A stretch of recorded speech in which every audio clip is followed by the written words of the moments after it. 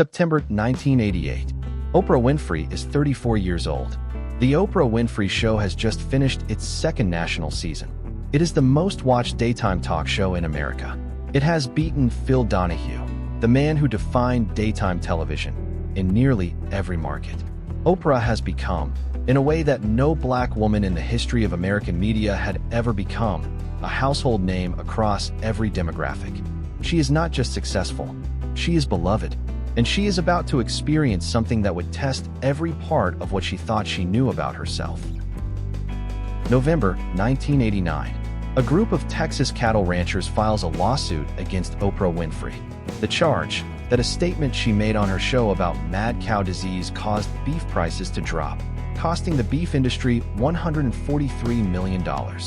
At that time, $143 million wasn't just a staggering figure. It was a financial death blow capable of obliterating a media empire at its absolute zenith, threatening to turn years of cultural influence into a cautionary tale of sudden ruin. The case would go to trial in Amarillo, Texas, in front of a jury of her peers, which, in Amarillo, Texas in 1998, meant people who raised and ate beef.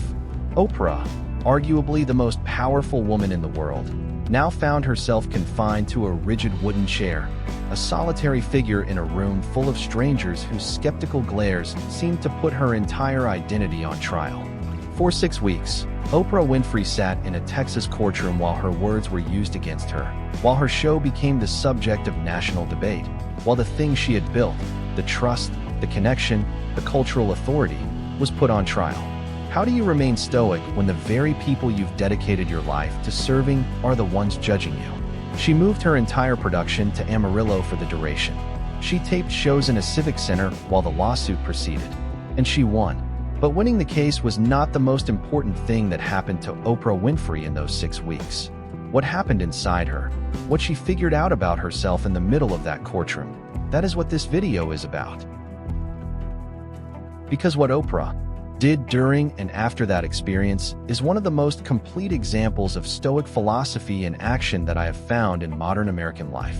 Not because she read Marcus Aurelius, she may have, but that's not the point. But because the decisions she made, the way she reframed what was happening, the specific choices about identity and purpose, and what she would and would not let this experience take from her. These map almost exactly onto the Stoic framework. And they point towards something that I think is worth around 30 minutes of anyone's time. The question of who you are when everything you built is being used against you. And what it looks like to come out of that more yourself, not less. This is Series 2 of The Examined Life. Real people, real decisions, ancient framework. Let's get into it. Part 1. The full story, what actually happened. The crisis that almost nobody talks about completely. Before we talk about what Oprah did, I want to make sure we understand what she was actually dealing with. Because the Amarillo lawsuit is often summarized as Oprah got sued for something she said about beef and won. And that summary, while technically accurate, completely misses what made the situation so genuinely threatening, not just professionally, but personally. Let me give you the full picture. The rise, what she had built. To understand what was at stake in 1998, you need to understand what Oprah had built by then. Oprah Winfrey grew up in poverty in rural Mississippi. She was raised primarily by her grandmother, then her mother, in circumstances that were genuinely difficult in ways that go beyond what most people mean when they use the word difficult. She was sexually abused as a child. She became pregnant at 14 and lost the baby. At 19, she got her first radio job. At 22, she was co-anchoring the news in Baltimore.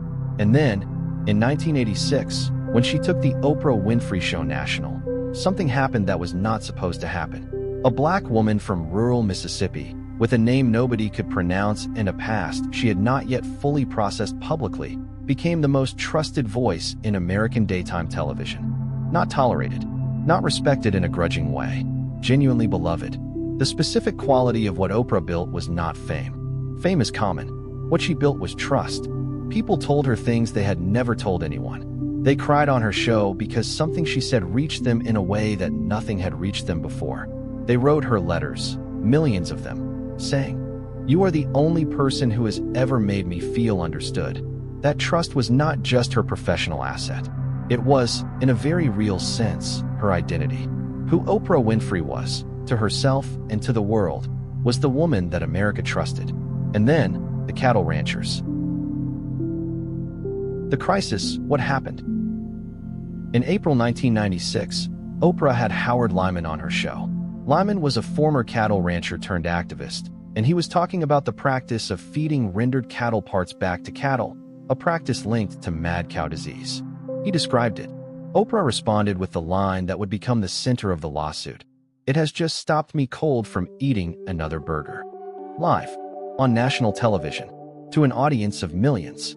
The next day, the cattle futures market dropped significantly. Cattle ranchers in Texas, led by a man named Paul Engler, blamed Oprah's statement. They sued under the Texas False Disparagement of Perishable Food Products Act, a law that made it illegal to make false statements about agricultural products.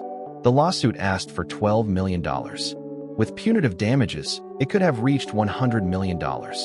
But here is what made this genuinely threatening in a way that went beyond the money. The lawsuit was, at its core, an argument that Oprah Winfrey did not have the right to say what she said. That the trust America had placed in her, the trust she had spent a decade building, had been misused. That her voice, which was her entire professional identity, had caused harm. For 6 weeks in early 1998, she sat in an Amarillo courtroom while that argument was made. And here is the detail I want you to hold on to. She did not hide. She moved her entire show to Amarillo. She taped episodes in a civic center. She walked into that courthouse every day. She faced it directly, the cameras, the cattlemen, the jury, all of it. And every evening, after the courtroom, she ran. She has talked about this, the running, miles every day through the streets of Amarillo, processing something that had no easy language yet. The internal crisis, what was really at stake? I want to spend a moment on what was happening inside Oprah during those 6 weeks, because this is the part that most coverage of the Amarillo trial completely misses. The legal argument was about beef and market prices. But the internal argument, the one happening in Oprah's mind during those miles of running, was about something much more fundamental. It was about identity. Who was she if her voice, the thing she had always trusted most about herself, the thing she had built everything on, had caused harm? Who was she if the trust that America had placed in her could be weaponized against her? Who was she, separate from the show, separate from the trust, separate from the thing she had built? This is the Ship of Theseus question, and I'm going to come back to it in a few minutes. But first, she won the case. In February 1998, after 6 weeks of trial, the jury found in Oprah's favor.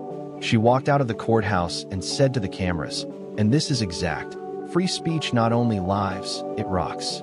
And then she went back to Chicago, and something interesting happened. She did not go back to the show she had been making. She went back to a different version of it, more intentional, more focused, more clearly hers. The crisis had changed her, not broken her, clarified her. And that transformation, what caused it, how it happened, what she chose inside it, is the Stoic story. Part 2. The Ship of Theseus. The question underneath the crisis. Before we get into the Stoic analysis, I need to spend a few minutes with a thought experiment. Because without it, the analysis stays at the surface. The Ship of Theseus. Here's the puzzle. The ancient Athenians preserved the ship of their hero Theseus as a monument, but with decays. Over time, as planks rotted, they replaced them, one by one, gradually, with new wood. Eventually, every single plank of the original ship had been replaced. And the question the ancient philosophers asked was, is it still the Ship of Theseus? Or is it a completely different ship, assembled in the same dock, bearing the same name, but not actually the same thing? And then the puzzle gets harder. What if someone collected all the original rotted planks and rebuilt the ship from those? Which one is the real Ship of Theseus now? Applied to a human life, and specifically to what happens to identity in a serious crisis, the Ship of Theseus raises the most important question I know of. What remains when everything changes? For Oprah, in that Amarillo courtroom, the question was concrete and urgent. The show, which had made her who she was publicly, was under attack. The trust, which was the foundation of everything she had built, was being questioned legally. The identity, Oprah Winfrey, America's most trusted voice, was on trial. If the planks that made her were being attacked one by one, what remained? Who was Oprah Winfrey? The actual person, the continuous self that had existed from Mississippi childhood through Baltimore newsroom, through national television. Without the show? Without the trust? Without the identity that America had given her? This is not a trivial question, and it is the exact question the Stoics spent the most time on. Epictetus had the most direct Stoic answer to the Ship of Theseus, though he would not have known the puzzle by that name. He called it the hegemonikon, the ruling faculty, the part of you that, regardless of what happens to everything else, remains yours.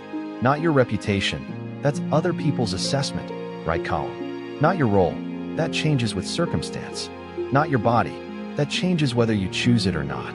Your hegemonikon, the quality of your thinking, the integrity of your response, the values you choose to act from, the character you build through deliberate choice over time. This is the plank that never needs to be replaced, because it is not made of wood. It is not subject to decay. It is made of your choices accumulated over time. And no lawsuit, no public humiliation, no catastrophic professional crisis can reach it, unless you hand it over. The question Epictetus would have asked Oprah in that Amarillo courtroom is not, how do you protect your reputation? But, what are you when your reputation is stripped away? And the Stoic answer is, more than you think, more than you've been showing them, more than they can put on trial. Marcus Aurelius wrote something in Book 4 of the Meditations that I think describes exactly what Oprah was navigating in 1998. Nowhere can man find a quieter or more untroubled retreat than in his own soul. Not in a win, not in a verdict, not in the approval of the jury or the public. In his own soul, in the hegemonikon, the part that is genuinely his. The Amarillo crisis asked Oprah to find that retreat, and what she did with it, in the 3 decisions I'm about to describe, suggests that she found it. Part 3, 3 decisions, 3 Stoic tools. Decision 1, moving the show to Amarillo. The first decision Oprah made is the one that most people overlook because it seems logistically obvious. She moved her entire show to Amarillo for the duration of the trial. This was not logistically obvious. It was operationally expensive, complicated, and disruptive to everyone who worked on the show. But the decision was not primarily logistical. It was a statement about what she was going to put in which column. Let me explain what I mean. When you are facing a serious public crisis, the immediate instinct, the human, understandable, deeply reasonable instinct, is to minimize your exposure. Manage the narrative from a safe distance. Let your lawyers handle the courtroom. Don't give the story more oxygen by showing up in person every day. This is right column thinking. It is trying to control how you are perceived, which is, in Epictetus's framework, the definition of the right column. Your reputation is not yours to control. What other people think of you is not yours to control. What is yours to control? Your presence, your integrity, your willingness to face directly what you are being accused of. By moving the show to Amarillo, by walking into that courtroom every day, Oprah was making a specific Stoic choice. She was saying, I am not going to spend my energy on the right column. I am not going to manage this from a distance, calculating how each day's testimony affects my public image. I am going to show up, completely, in the place where the hardest thing is happening, and I am going to do what I do there. Make a show, connect with people, work. The dichotomy of control applied to a public crisis says, you cannot control the verdict. You cannot control how the jury sees you. You cannot control what the cattle ranchers say about you or what the press writes about you. You can control whether you show up, whether you work, whether you treat the people in Amarillo, the audience at the Civic Center, the people you encounter every day, with the same quality of attention and connection you bring everywhere else. That is the left column. Oprah filled it. There is something else about this decision that I think is deeply Stoic and that nobody talks about. Oprah did not just show up to the courthouse. She made shows about life in Amarillo, about the people of that community, about things that had nothing to do with beef or lawsuits or her own situation. She brought her work, the actual work of connection and storytelling, into the middle of the hardest professional moment of her life. Seneca writes, Let your advance and learning be directed by this maxim. Withdraw into yourself as much as you can. Moving to Amarillo was not withdrawal in the sense of hiding.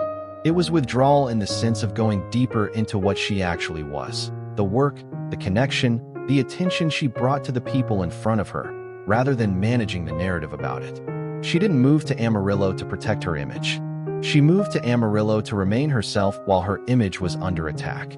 That is the Stoic distinction, and it is one of the hardest to make in real time. Decision 2, the running. The second decision is the one Oprah has talked about the least publicly, but which I think reveals the most about what was happening inside her during those 6 weeks. She ran, every day, miles, through the streets of Amarillo, a city that was not her city, in a situation that was not of her choosing, processing something that had no easy language. Now, running is not a Stoic practice in the technical sense. The Stoics didn't prescribe it. But what running was doing for Oprah during those 6 weeks maps almost perfectly onto what the Stoics called Premeditatio malorum, the deliberate, structured engagement with what is hard, and onto the daily practice structure that Marcus Aurelius built his entire functioning around. Here's what I mean. In the evenings after the trial, after the testimony, after the cross-examination, after whatever had happened in that courtroom that day, Oprah ran. She was not running away from the trial. She was running through it. The miles gave her a structure in which to process what was happening, a daily practice of engagement with the difficulty rather than avoidance of it. This is exactly what Marcus Aurelius describes in the Meditations, his evening review, his daily practice of sitting with the difficulty of his day rather than suppressing it or being overwhelmed by it. The practice does not make the difficulty easier. It makes the person larger than the difficulty. For 6 weeks, Oprah ran herself into a position where she was not consumed by what was happening to her. She was living alongside it, processing it, staying present to it without being destroyed by it. That is not a small thing. That is the Stoic daily practice applied to the hardest 6 weeks of a professional life. I also want to say something about what the running represents at the level of identity, because this connects to the Ship of Theseus question. The running was something that was entirely hers. Not the show, under attack. Not the trust, being questioned. Not the reputation, in the hands of 12 jurors. The running was hers. Her body, her miles, her time, her choice to go out every evening and put one foot in front of the other through the streets of a town that was hosting a lawsuit against her. Epictetus's hegemonikon, the ruling faculty, the thing that remains when everything else is stripped, was present in those runs in a way it couldn't be in the courtroom. In the courtroom, Oprah was being defined by other people's framing. On the streets of Amarillo, at dusk, running, she was defining herself. That distinction, the difference between the spaces where you are defined by external framing and the spaces where you define yourself through action, is the most practical version of the Stoic inner citadel I know. Find the space that is yours. Show up in it every day, even if it is 6 miles through a city that is hosting a lawsuit against you. Decision 3, what she built after. The third decision is the one that took longest to make, and the one that, in retrospect, reveals the most about what Oprah had figured out in Amarillo. After the verdict, after the press conference, after she flew back to Chicago and walked back into her studio, what she built next. In the year following the Amarillo trial, Oprah made significant changes to the Oprah Winfrey Show. The format shifted. The approach deepened. The show became, and this is her word, more intentional. She stopped chasing ratings with conflict and drama. She moved toward what she described as trying to uplift, entertain, and enlighten. Over the next decade, she would launch the book club. She would deepen her investment in spiritual content. She would produce films. She would build OWN, the Oprah Winfrey Network, which was built on a completely different model than anything that had come before it in her career. She was not rebuilding the same ship. She was building a different one, from the planks of who she had discovered herself to be in Amarillo. This is Amor Fati in its fullest form. Not loving the trial, not being grateful for the lawsuit, but taking the material that the crisis provided, the 6 weeks of running through Amarillo, of sitting in that courtroom, of being forced to find the thing in herself that was not under attack because it was not on trial, and using it to build something more clearly hers. Marcus Aurelius writes, A blazing fire makes flame and brightness out of everything that is thrown into it. The crisis was thrown into Oprah's fire. What came out was clearer, more defined, more specifically hers. Not the version of Oprah that was trying to be everything to everyone. The version that had, before Amarillo, sometimes chased audience approval at the expense of something deeper.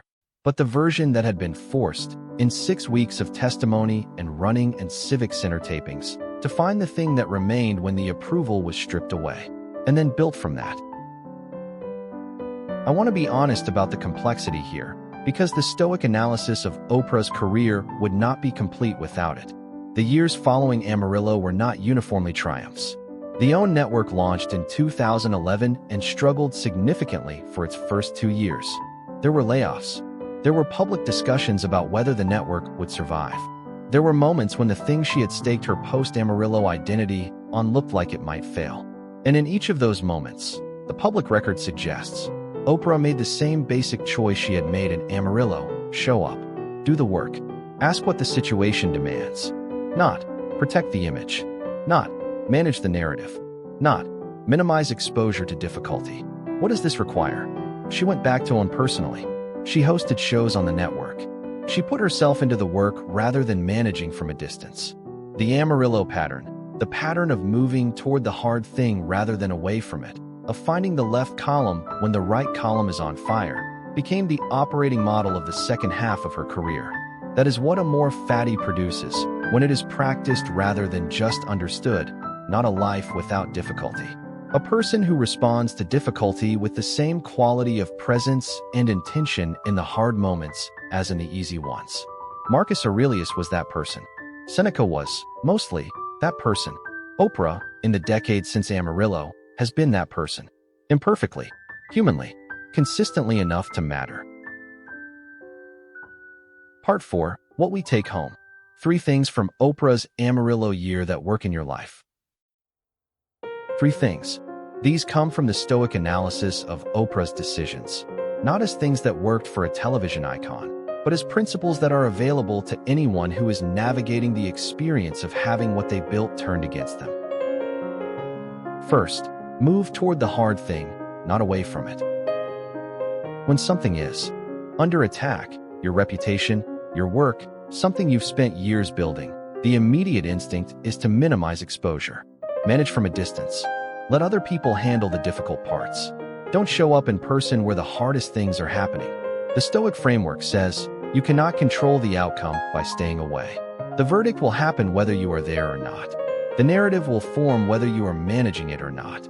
What you can control, your presence, your integrity, whether you show up with the same quality of attention and work in the hard moments as in the easy ones. Moving toward the hard thing is not masochism. It is the recognition that the right column, the outcome, the verdict, the reputation, is not yours to control. And the left column, how you are in the middle of it, is entirely yours. Find the Amarillo in your current situation. Move toward it.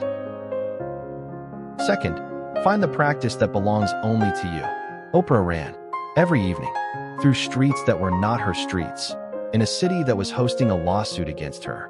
The running was the space that was completely hers, not under attack, not subject to verdict, not in anyone else's hands. The Stoic version of this is the hegemonikon, the ruling faculty, the thing in you that remains regardless of what happens to everything else. In a serious crisis, that faculty can become inaccessible if you don't create the conditions for it. The conditions are different for everyone. For Oprah, running. For Marcus Aurelius, writing. For Seneca, letters to Lucilius. For Epictetus, teaching. For you, whatever it is that, when you are doing it, you are defining yourself rather than being defined by external framing. Find that practice. Protect it during the hard times especially, not as escape, as the daily reconnection to the part of you that is genuinely and permanently yours. Third, don't rebuild the same ship. The Ship of Theseus question, what remains when everything changes, is not just a philosophical puzzle. It is a practical question that every serious crisis eventually forces. Oprah did not come out of Amarillo and rebuild the same show with the same approach and the same instincts that had led to the beef controversy in the first place. She came out of Amarillo having discovered, Through 6 weeks of enforced confrontation with what she was when everything else was stripped away, something more specific about what she was for. And she built from that. The Stoic question after a crisis is not, how do I get back to where I was? It is, what did this experience reveal about what I actually am, and what does that mean for what I build next? The crisis strips planks. The Stoic practice asks which planks were worth keeping and which ones you were holding onto out of habit, or fear, or the desire to look like who you were before. The ship that comes out of a real crisis can be stronger than the one that went in, but only if you're willing to not rebuild the same one. I want to come back to Oprah's words outside the Amarillo courthouse. Free speech not only lives, it rocks. Most people remember that line as a victory statement, a moment of triumph after 6 weeks of difficulty. I want to read it differently. I want to read it as the statement of someone who has just spent 6 weeks finding out what she was made of and discovered that what she was made of was, in fact, solid. The trial tried to define her by the harm her voice had caused, the running and the shows in the civic center, and the daily choice to show up rather than manage from a distance. All of that was the process of finding out that her voice was not defined by what anyone else said it had done. It was hers. It had always been hers. The lawsuit could not reach the part of her that made it valuable. The Ship of Theseus question, what remains when everything changes, has a Stoic answer. What remains is the hegemonikon, the quality of your attention, the integrity of your choices. The values you act from when acting from them is costly. That is the plank that doesn't decay. Oprah went into Amarillo with it and came out with it. The show changed. The identity expanded. The work deepened. But the part of her that made the show matter in the first place, the quality of presence and connection and honesty that she had been bringing to it since Baltimore, that remained. It was never under attack. They were attacking the planks. The ship was fine. 3 things from Oprah's Amarillo year. Move toward the hard thing. The left column is your presence and your work. The right column, the verdict, the narrative, will happen regardless. Show up. Find the practice that belongs only to you. The daily reconnection to the hegemonikon, the part of you that no external event can reach unless you stop showing up to it. Remember, the world can take your money, your reputation, and your platform, but it cannot take your ability to decide who you are in the midst of it. Don't rebuild the same ship. Ask what the crisis revealed about what you actually are. Then build from that, not from the version of yourself that existed before the crisis asked the question. If this resonated with you, hit subscribe. I put out new videos every week on ideas like this, the examined life. Leave a comment. What is the situation in your life right now where what you built is being tested? Where are you in it? I read every comment, and I mean that literally. I'll see you in the next one.